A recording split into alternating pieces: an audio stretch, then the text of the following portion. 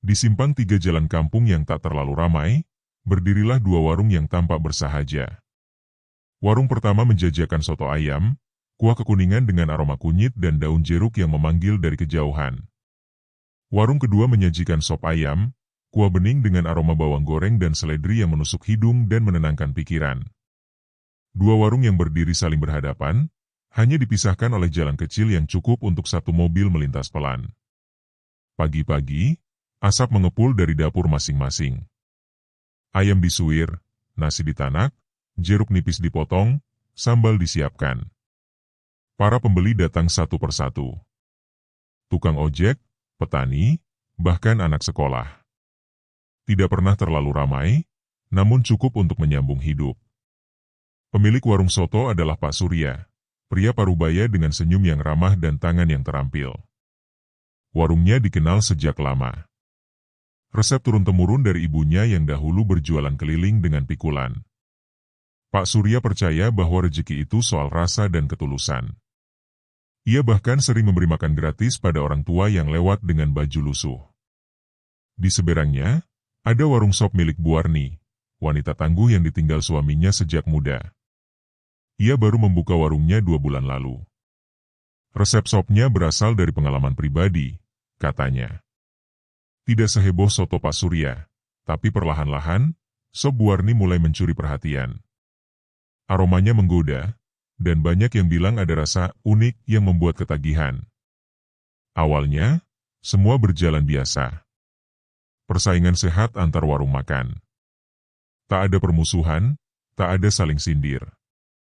Namun, sesuatu mulai berubah dalam diam. Entah sejak kapan, pembeli yang biasanya antre di warung soto, satu persatu berbelok ke warung sop. Bahkan pelanggan setia Pak Surya pun berpaling tanpa alasan yang jelas. Warung yang dulunya ramai kini hanya terdengar sendok dan garpu yang dipaksa menari di atas piring kosong.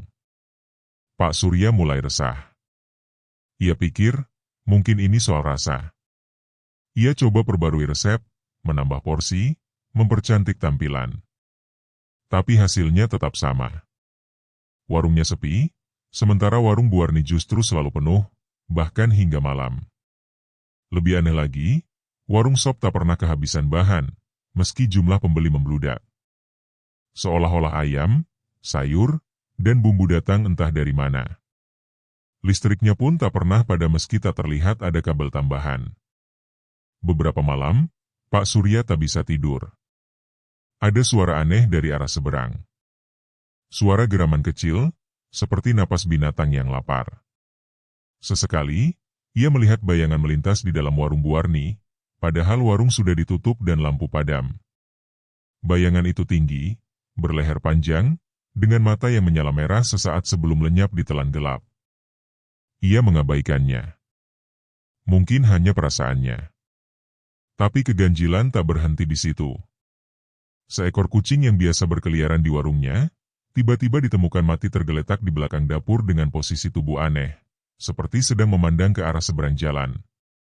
Pagi-pagi, saat hendak membuka warung, Pak Surya mendapati semangkuk soto yang ia siapkan malam sebelumnya sudah basi, padahal masih tertutup rapat. Padahal sebelumnya, ia yakin semua aman dan bersih.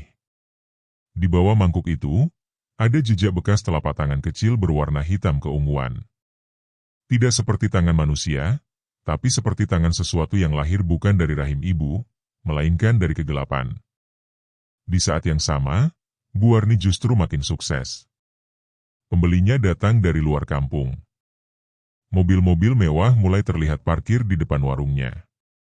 Beberapa sopir membawa koper besar, turun, makan dengan tenang, lalu pergi tanpa banyak bicara. Aneh, tapi nyata. Pak Surya mulai curiga. Tapi ia bukan orang yang suka berprasangka. Ia tetap percaya, semua ada masanya. Namun, bisik-bisik mulai terdengar di pasar. Katanya, warung sop itu memakai penglaris. Ada yang pernah melihat Bu Warni pergi ke arah kebun bambu tengah malam. Ada yang bilang, aroma sopnya punya efek aneh, bisa bikin orang makan tanpa sadar sampai 5 mangkuk. Pak Surya masih tak ingin menuduh. Namun hatinya sudah mulai tak tenang. Ia mulai mimpi aneh, dikejar bayangan hitam, dikelilingi ayam tanpa kepala, mendengar bisikan yang menyuruhnya menutup warung. Pagi harinya, ia selalu terbangun dengan keringat dingin, sementara dari dapur, bau soto yang biasa menghangatkan pagi kini terasa hambar. Sesuatu memang sedang terjadi. Bukan hanya persaingan biasa, tapi sesuatu yang lebih dalam, lebih gelap. Dan semua dimulai dari aroma yang menggoda, lalu tiba-tiba menghilang. Namun yang hilang bukan hanya aroma soto dari dapur Pak Surya. Seiring waktu, yang menguap perlahan adalah tawa pelanggan, sapaan akrab para langganan, dan denting mangkuk yang biasanya bersahut-sahutan. Kini, hanya keheningan yang tinggal, dipecah oleh desah angin dan sesekali lenguhan gelap dari pohon kelapa tua di ujung jalan. Warung soto yang dulu menjadi detak jantung Simpang 3 itu, kini seperti jasad hidup. Atapnya tetap kokoh, kayunya masih berdiri tegak, namun tidak ada nyawa di dalamnya. Pak Surya duduk diam di bangku kayu panjang, menatap kosong ke arah seberang. Asap dari warung sop mengepul hangat, aroma kaldunya menari-nari di udara, seperti mengejek harapan yang perlahan padam di hatinya. Setiap hari, warung Bu Warni semakin dipenuhi pembeli. Aneh, bukan hanya manusia biasa yang datang. Kadang ada yang wajahnya tampak terlalu putih, matanya terlalu lebar, dan saat mereka tertawa, tawa itu tak punya gema. Anak-anak kecil berkata pernah melihat seorang wanita tanpa kaki melayang di sekitar warung saat malam menjelang. Tapi orang dewasa hanya menganggap itu imajinasi. Atau pura-pura menganggapnya begitu. Pak Surya semakin terpukul ketika istrinya mulai mempertanyakan keberkahan rezeki mereka. Ia tak pernah suka mencurigai sesama, tapi kali ini ia menyerah. Ia mencari seseorang yang bisa membantunya. Bukan sembarang orang, melainkan seseorang yang dikenal hanya lewat bisik-bisik. Mbah Rekso, orang tua sepuh yang tinggal di kaki bukit, dikelilingi pohon beringin tua dan kolam penuh bunga telur. Katanya, Mbah Rekso bisa melihat sesuatu yang tak kasat mata.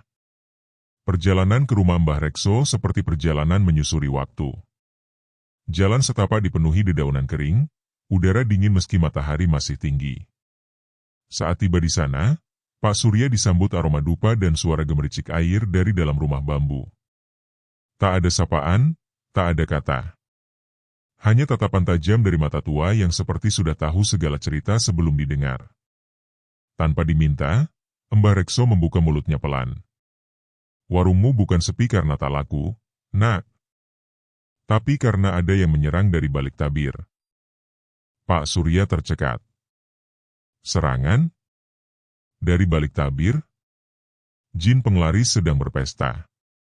Tapi mereka bukan makhluk yang tahu batas. Jika dua jin pesugihan bertemu di tempat yang sama, mereka akan saling mencabik untuk menunjukkan siapa yang lebih kuat. Dan kau, Surya, berada tepat di tengah medan perang yang tak kasat mata. Pak Surya gemetar. Ia tak pernah bermain-main dengan hal begitu. Ia hanya jualan, dengan bumbu dan niat baik. Tapi kini, ia terseret dalam konflik yang bahkan tak dimengertinya. Lalu, apa yang bisa saya lakukan, Mbah? Suaranya pelan, nyaris tak terdengar. Mbah Rekso menutup matanya. Tangannya menggenggam sebutir telur ayam kampung yang dari dalamnya keluar percikan hitam pekat. Mereka akan terus bertarung.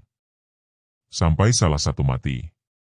Tapi saat dua makhluk gaib mati dalam dunia manusia, bekasnya tak hilang. Yang hancur bukan hanya mereka, tapi juga tempatnya. Warungmu, warungnya, tanah itu, akan dikutuk jadi kuburan rejeki. Tak akan tumbuh apapun di sana selain kesepian. Pak Surya tak bisa menelan kenyataan itu. Warung yang dibangunnya dari nol, dari hasil menabung bertahun-tahun, kini di ujung kehancuran hanya karena ulah kekuatan gelap yang bukan berasal darinya. Ada cara, lanjut Mbah Rekso, tapi hanya bisa dilakukan jika kalian berdua sepakat. Sepakat? Dengan Bu Warni? Orang yang dituduhnya bermain pesugihan? Pesugihan tidak akan berhenti. Tapi jika mereka tidak bertemu, mereka tidak akan saling melukai. Suruh dia jualan malam. Kau pagi. Bergantian. Jangan sekalipun melanggar.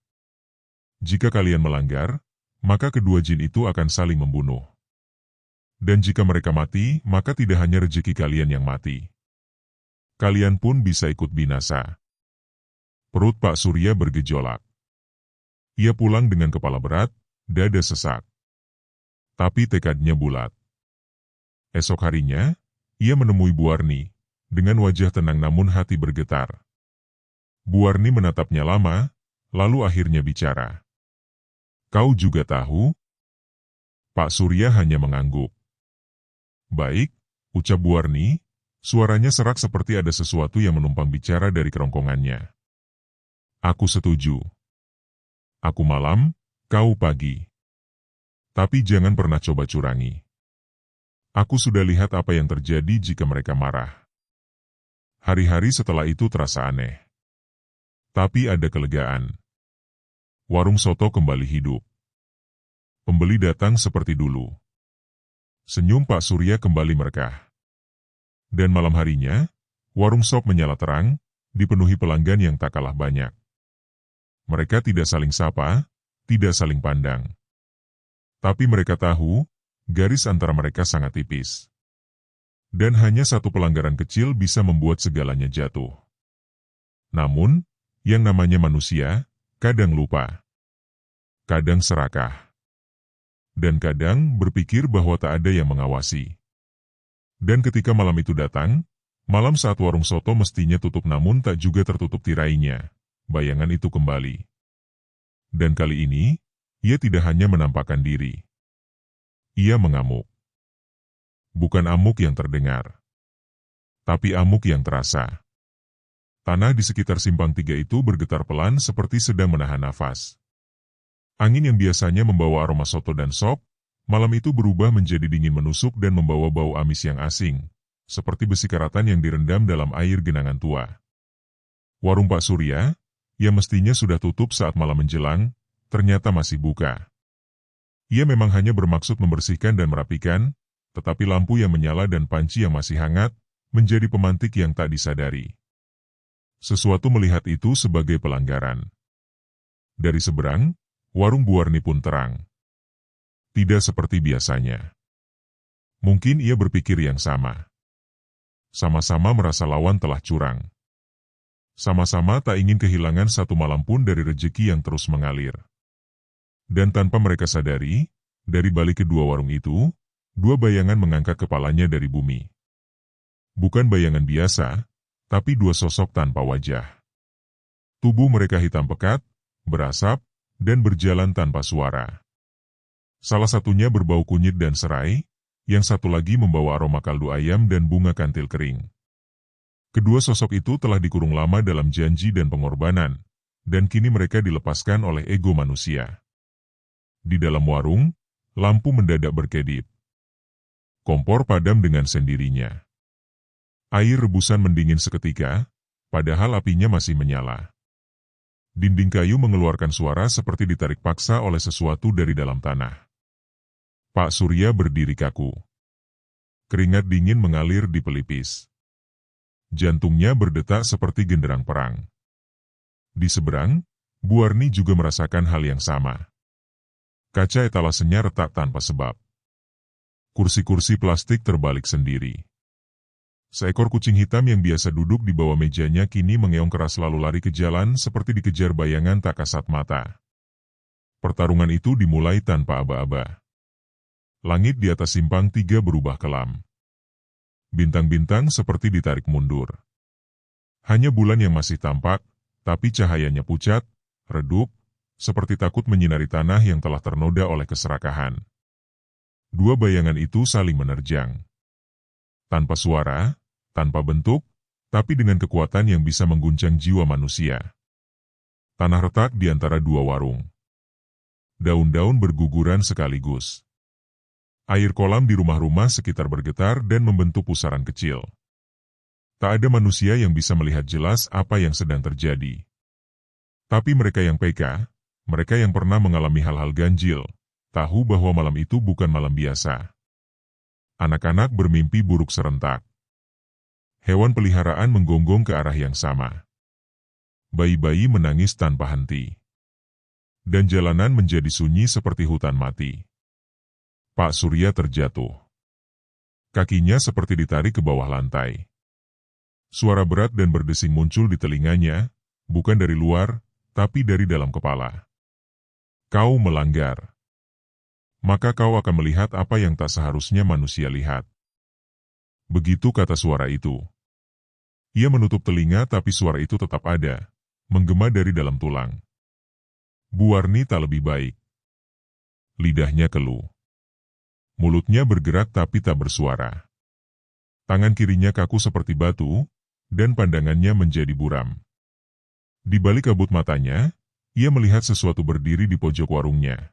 Tinggi, kurus, dengan kepala seperti tulang sapi, menatapnya dengan mata yang menyala merah. Dua jin penglaris itu bertarung tanpa pedang, tapi setiap serangan mereka meninggalkan bekas. Bau daging terbakar memenuhi udara. Meski tak ada api, panas terasa merayap dari kaki ke kepala. Satu menyerang dengan angin, satu dengan kabut hitam. Satu menjerit seperti bayi, satunya lagi tertawa seperti orang tua yang kehilangan akal. Pelanggaran sudah terjadi. Dan tidak ada yang bisa menghentikan mereka kini. Bahkan Mbah Rekso, yang malam itu duduk di serambinya, hanya bisa menunduk pasrah. Sudah kukatakan, gumamnya lirih, jika dua jin penglaris bertemu dan saling membunuh, maka tanah tempat mereka tinggal akan mati bersama mereka. Dan benar. Saat pagi menjelang, langit tak menunjukkan fajar. Seperti waktu memutuskan untuk berhenti menyinari tempat itu. Warung Pak Surya dan Bu Warni sama-sama rusak. Bukan rusak seperti habis diterjang badai. Tapi rusak dari dalam. Kayu-kayu menjadi lembab dan lapuk semalam saja.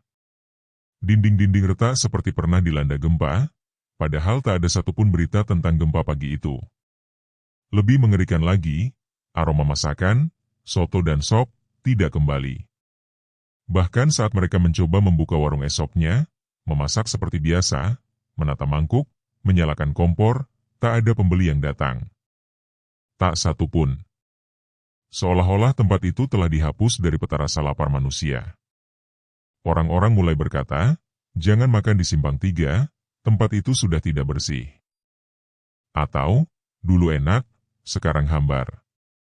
Seperti dimasak tanpa niat. Ada juga yang berkata lebih ekstrim, makan di sana bikin mual, entah kenapa. Dan yang paling sering terdengar, katanya, tempat itu dikutuk. Pak Surya dan Bu Warni kehilangan segalanya. Bukan hanya warung mereka. Tapi juga harga diri, semangat, dan harapan. Mereka yang dulu jadi legenda kuliner lokal, kini bahkan tak dilirik oleh tukang parkir yang lewat. Mereka hanya bisa duduk. Saling pandang. Saling tahu bahwa semuanya sudah berakhir. Karena dalam urusan pesugihan, tak ada yang benar-benar menang. Yang satu mungkin bertahan lebih lama, tapi akhirnya semua akan habis. Karena jin penglaris tidak pernah datang untuk membantu. Ia datang untuk mengambil. Sedikit demi sedikit, sampai tak tersisa. Dan saat tanah itu menjadi sunyi, hanya satu hal yang masih tertinggal, malam yang tidak pernah selesai. Sunyi itu tak berhenti di ujung dini hari. Ia menetap, menempel di dinding warung, mengendap di sela-sela ubin retak, menggantung di langit-langit yang pernah menyaksikan tawa pelanggan. Tanah Simpang 3 kini seperti makam yang tak punya batu nisan, hanya kesepian yang membatu dan kenangan yang basi. Pak Surya duduk di kursi plastik yang kakinya sudah bengkok sebelah. Di hadapannya, mangkuk soto dingin dengan lemak yang menggumpal. Tak ada yang disentuh. Tak ada suara. Hanya jam dinding yang masih berdetak, membelah waktu yang terasa mandek. Di seberang jalan, Bu Warni tampak serupa, wajah yang dulu ramah dan sumringah kini lusuh seperti kain lap tua. Rambutnya tak disisir, matanya sembab karena semalam tak tidur, dan tangannya terus mengaduk-aduk air panas yang tak akan dipakai untuk apapun. Keduanya tahu mereka kalah. Tapi bukan kalah dalam bisnis. Mereka kalah sebagai manusia. Beberapa warga yang melewati Simpang 3 hanya menoleh singkat lalu buru-buru mempercepat langkah. Mereka tak ingin mendekat. Ada sesuatu dari tempat itu yang kini membuat bulu kuduk berdiri, meski di siang bolong. Warung-warung kecil lain yang pernah tumbuh di sekitaran situ pun memilih tutup permanen. Katanya, rasa kopi berubah jadi getir, dan gorengan tak bisa matang. Padahal, tak ada yang salah pada bahan atau resep. Yang rusak adalah napas tanah itu sendiri. Pak Surya tak tahan lagi. Pada suatu malam, ia mendatangi rumah Mbah Rekso. Wajahnya penuh luka, bukan luka fisik, tapi luka yang diukir oleh penyesalan. Ia duduk bersimpuh di depan rumah tua itu, menunggu, meski tak diundang. Pintu kayu tua itu terbuka pelan. Aroma dupa yang aneh langsung menyelinap keluar. Mbah Rekso berdiri diam, memandangi lelaki yang dulu datang dengan semangat untuk menyalip rezeki orang sebelah. Kini lelaki itu hanya bayangannya sendiri, pucat, gemetar, dan kosong. "Aku salah, Mbah," suara Pak Surya pecah. "Aku pikir cuma butuh tumbal ayam. Aku pikir cuma butuh kembang dan air kembang. Tapi ternyata semua yang kuanggap sepele, membalikkan semuanya." Mbah Rekso tidak menjawab. Ia hanya melangkah mundur dan memberi isyarat agar lelaki itu masuk. Di dalam rumah, hawa lebih dingin dari luar. Di pojok ruangan ada kendi tua, berlumut, dan dari mulutnya mengepul asap halus yang tak terbawa angin. Dari arah kendi itu terdengar suara bisik-bisik yang tak berbahasa manusia. "Jin yang kau ikat tak pernah tunduk," ucap Mbah Rekso pelan. "Ia hanya menunggu kesempatan. Dan saat kau langgar perjanjian, saat kau buka warung di waktu yang bukan hakmu, ia melepas tali." Pak Surya menunduk. Napasnya berat. "Kalau begitu, tak ada cara lagi?" Mbah Rekso mengangguk pelan. "Masih ada, tapi bukan untuk menang. Bukan untuk kembali seperti dulu. Tapi agar kau bisa tidur lagi. Agar malam tak menunggumu seperti hutang tak lunas." Sementara itu, Bu Warni pun datang. Entah kenapa, malam itu mereka tiba di tempat yang sama. Seperti jiwa mereka ditarik oleh kesamaan luka. Mereka tak saling menyapa, hanya duduk berseberangan. Air mata mereka jatuh dalam diam yang sama. "Aku juga melanggar," ujar Bu Warni, akhirnya berbicara. "Aku kira kalau warungnya kosong, aku bisa ambil giliran. Tapi ternyata jin itu tahu aku bohong."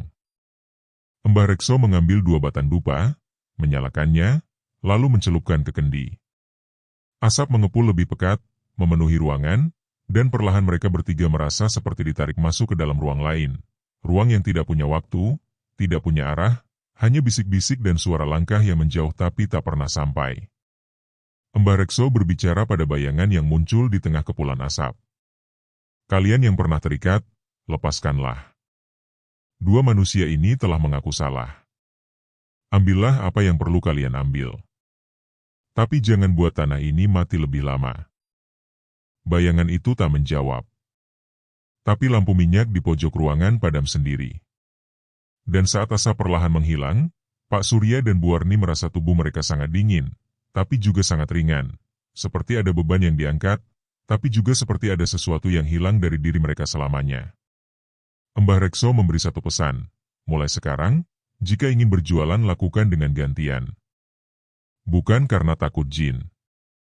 Tapi karena tanah ini tidak akan kuat lagi jika kalian serakah." Mereka mengangguk. Tak banyak kata. Tak banyak janji. Tapi malam itu, sesuatu berubah. Bukan di luar, tapi di dalam diri mereka. Untuk pertama kalinya setelah sekian malam kelam, Pak Surya dan Bu Warni saling memandang tanpa kebencian. Mereka tahu, musuh mereka bukan satu sama lain, tapi keserakahan yang mereka undang sendiri.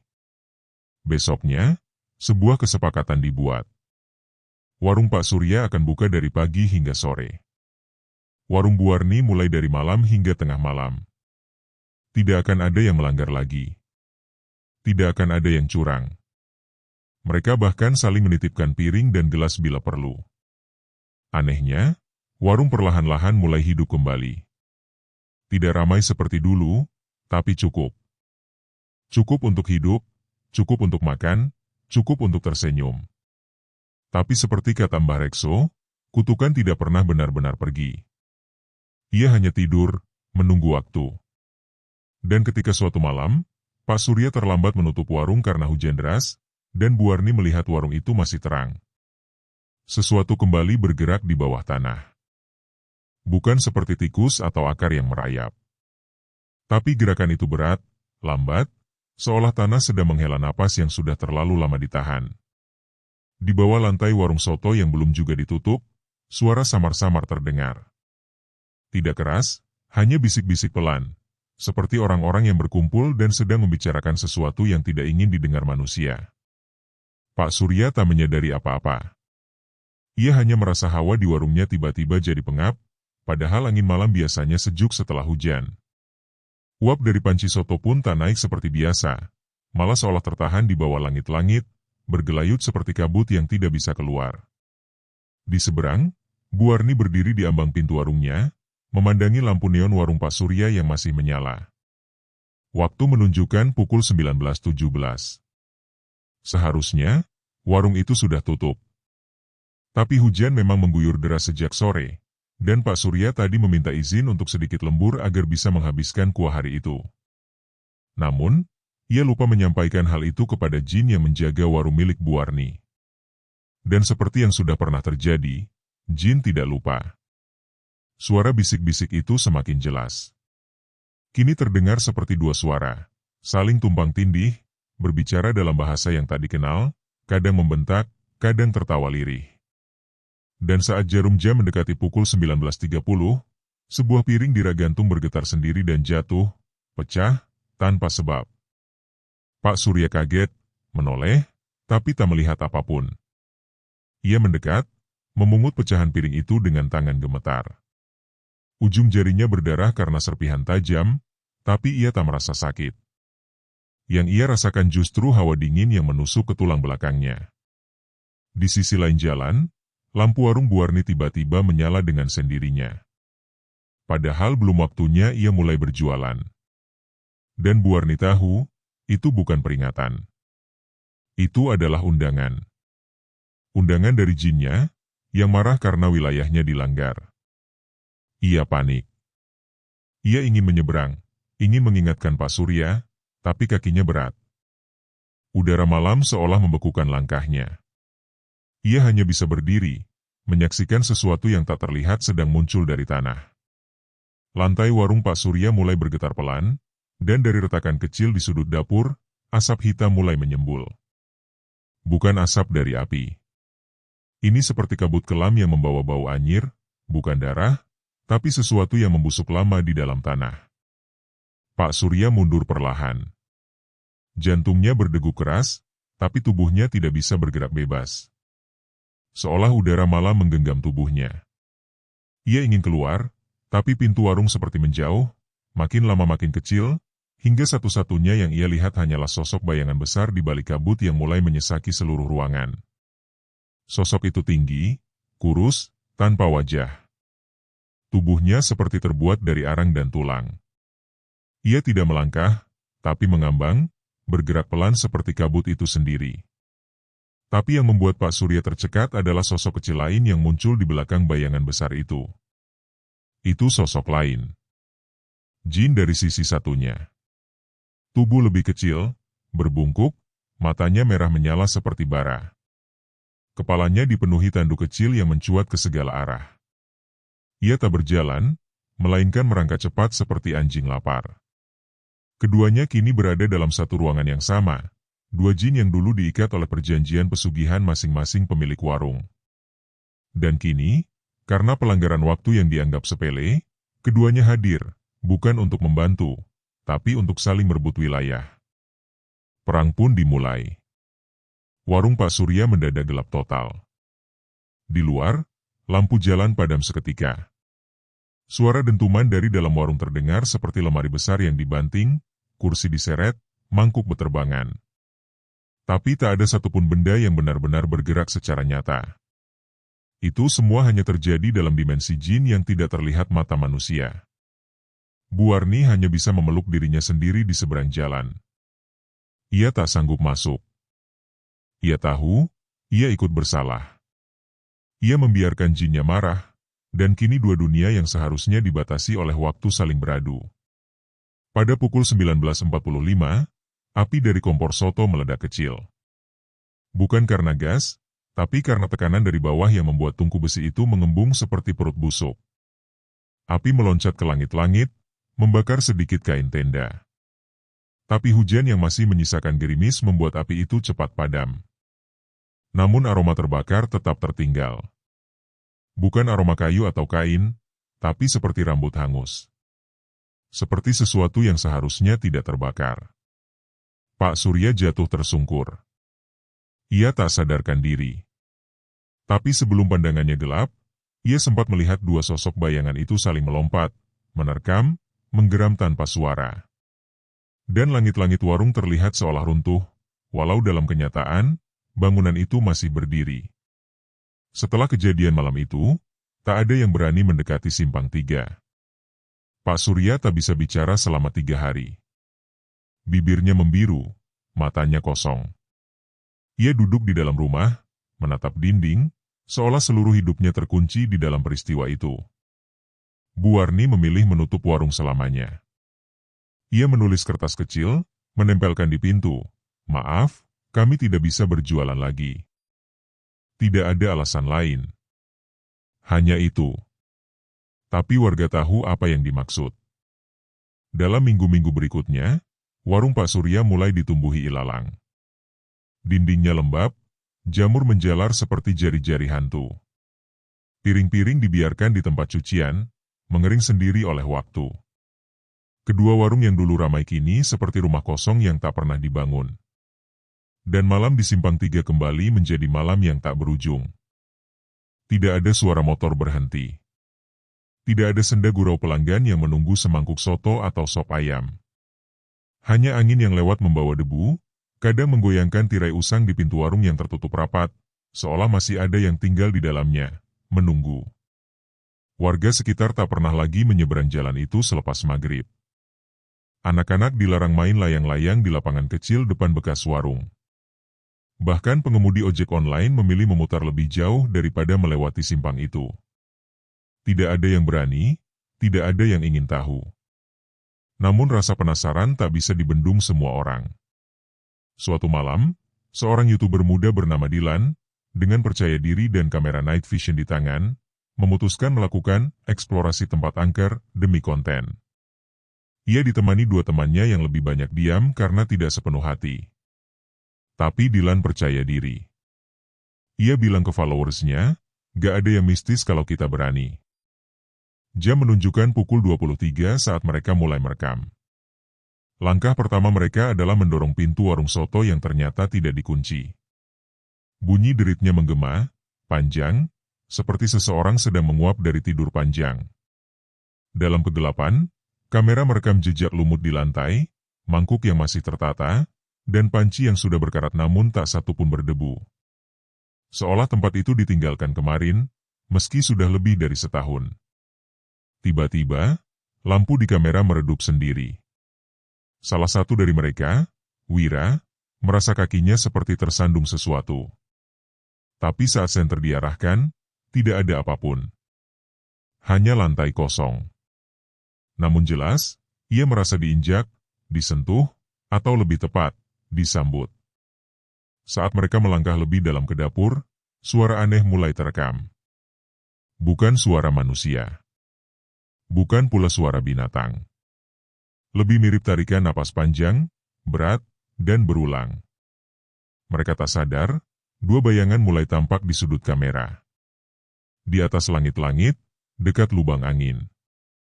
Tak bergerak. Hanya mengintai. Sementara itu, di rumah kecil di belakang masjid, Pak Surya duduk termenung di kursi tua. Matanya tak pernah benar-benar pulih dari malam itu. Tapi entah kenapa, malam ini hatinya gelisah. Hatinya tahu sesuatu sedang bangkit.